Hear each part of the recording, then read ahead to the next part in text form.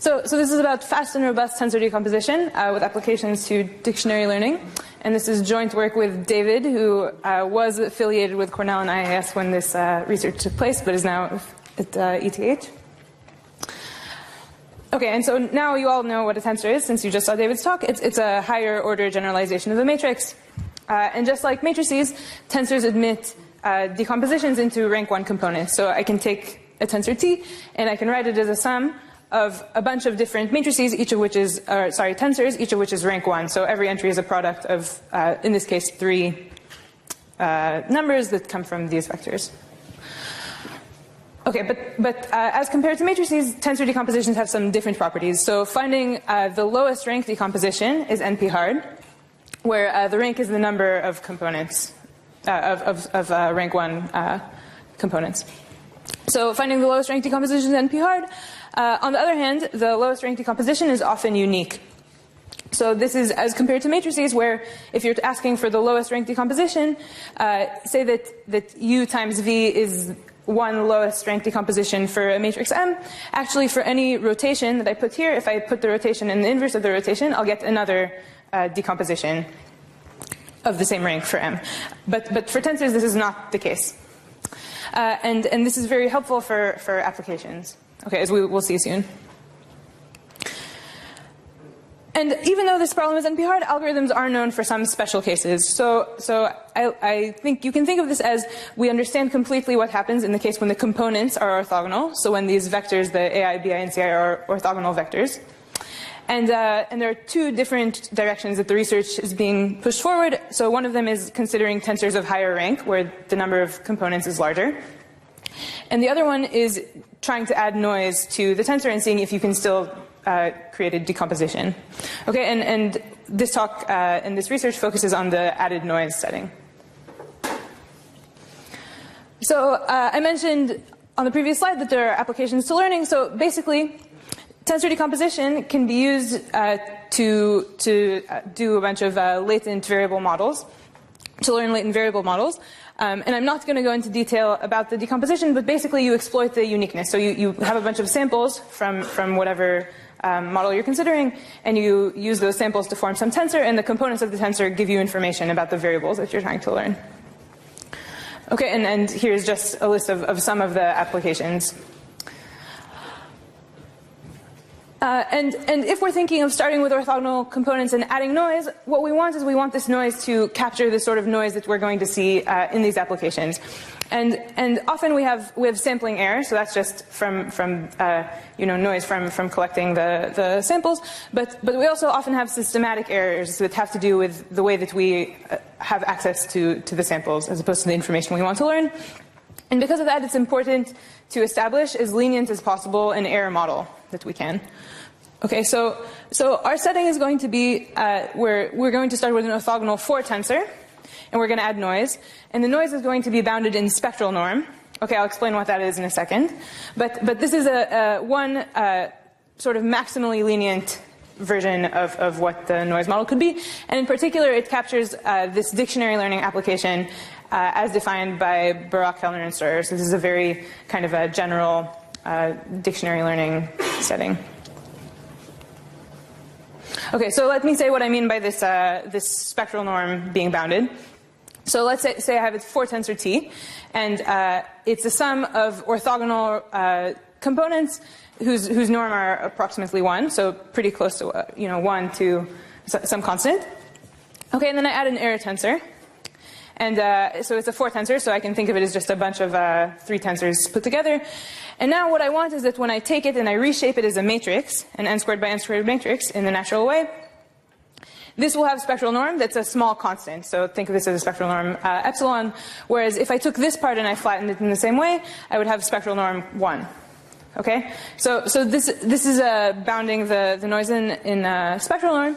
And notice that if I allow this to be order 1, then I can no longer distinguish the signal from the noise, right? So this is the most lenient kind of noise model that we could have. Okay, so now the question is, are there algorithms for this that are robust to noise as measured in the spectral norm?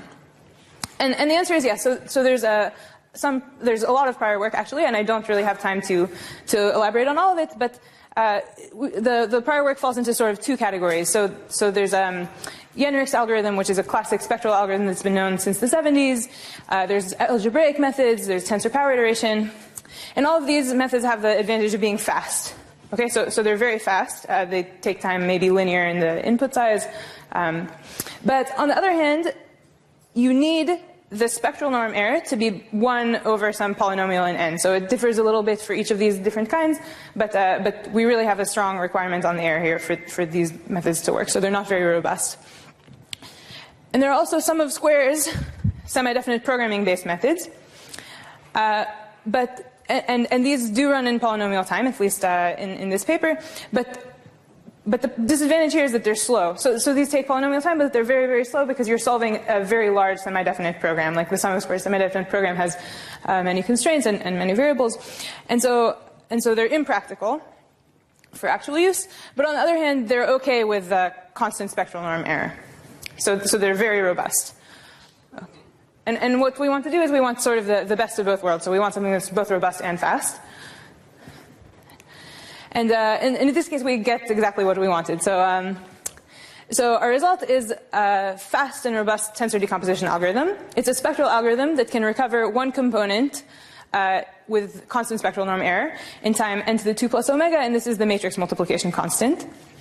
And then you can also just repeat the running of this algorithm n times, and you can recover all of the components to decompose the tensor. Okay, and you should compare this to the input size, which is n to the 4. So it's almost linear, or close to linear.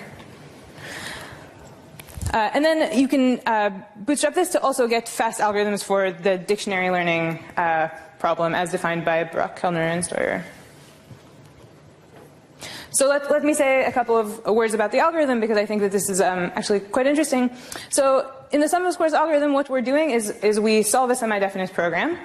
Okay, and we can think of this semi-definite program as finding a point that's a projection of our input to the intersection of a bunch of simple convex sets, but many, many convex sets, and we want to project into the intersection of all of them. Okay, and in order to do this, the best way that we can do is solve a semi-definite program.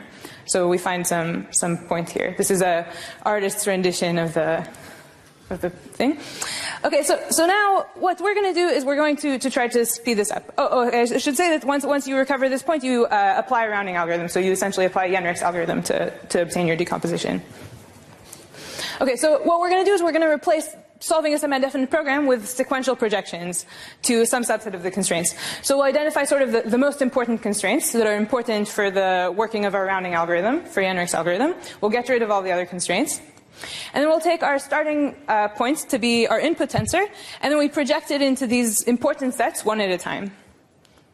Okay, and then we end up with some point, which isn't necessarily exactly the same as the original point that the SDP found, but we can prove that it's actually good enough to apply the same rounding algorithm and obtain a decomposition. Okay, so that's the technique, and I hope that it will have applications to many other problems because I think this is actually quite interesting. Okay, so that's it. Thanks.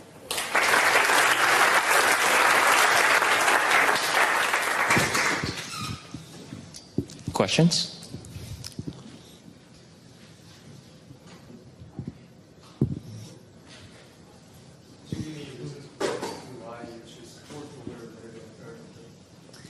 Rather than, excuse me?